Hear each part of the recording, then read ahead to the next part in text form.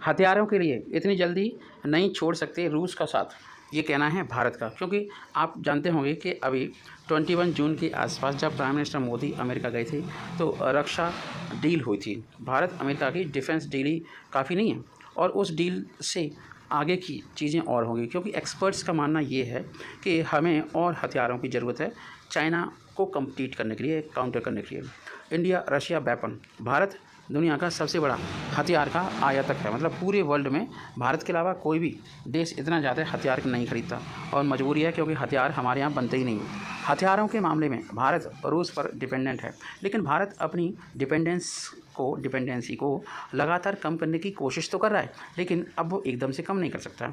वह अब अपनी हर बड़ी डिफेंस डील में टेक्नोलॉजी ट्रांसफ़र का प्रावधान शामिल कर रहा है। इससे क्या होगा कि जो भी हथियार डील होगी उसमें टेक्नोलॉजी आएगी और हमारे देश में उसका मैन्युफैक्चरिंग होगी और कम पैसे में, मान लीजिए 10 करोड़ की कोई चीज़ आ रही है तो 5 करोड़ में हमारे देश में बन जाएगा और 5 करोड़ का इंडियन इकोनॉमी में बेनिफिट होगा। हाल ही में भारत ने अमेरिका से डील की है, लेकिन एक्सपर्ट्स मानते हैं कि ये काफ़ी नहीं है, ये इससे काम नहीं चलेगा और भी हमें कुछ करना पड़ेगा।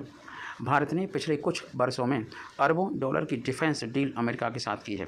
डिफेंस डील को लेकर अटकलें लगाई जा रही हैं कि भारत रूस के हथियारों पर अपनी डिपेंडेंस को कम करने के लिए ऐसा कर रहा है। हालांकि डिफेंस एनालिस्ट मानते हैं कि इन हथियारों की खरीद का मुख्य उद्देश्य रूस से दूर जाना नहीं, बल्कि घरेलू हथियारों के उद्योग को बढ़ावा देना, जिससे हम मैन्युफैक्चरिंग करेंगे और दूसरे देश में सप्लाई भी करेंगे।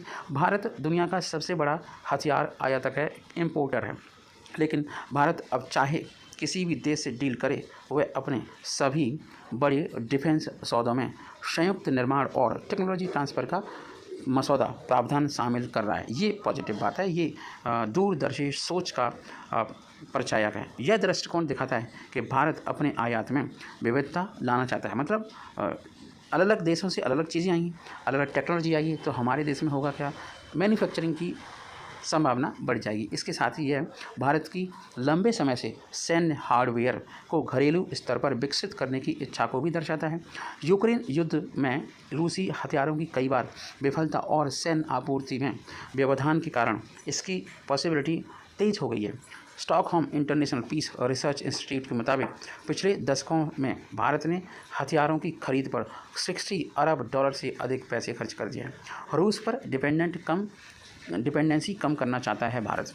इनमें से 39 अरब डॉलर रूस से खरीद के कारण रक्षा मंत्री राजनाथ सिंह ने अगले दशक में घरेलू हथियारों के उद्योग से संबंधित 100 अरब डॉलर से ज़्यादा के मूल्य के हथियार ऑर्डर करने की मंशा की घोषणा भी कर दी है। रॉयटर्स रिपोर्ट के मुताबिक भारतीय सेना के एक अधिकारी ने कहा कि यह वास्तविकता कि हमें रूस पर अपनी निर्भरता को घटाना पड़ेगा, लेकिन यह दूसरा पक्ष है, हमें पहले आयात से बाहर निकलने का प्रयास करना है। पिछले महीने पीएम मोदी की अमेरिका की राजकीय यात्रा के दौरान भारत ने 3 अरब डॉलर की डिफेंस डील की थी।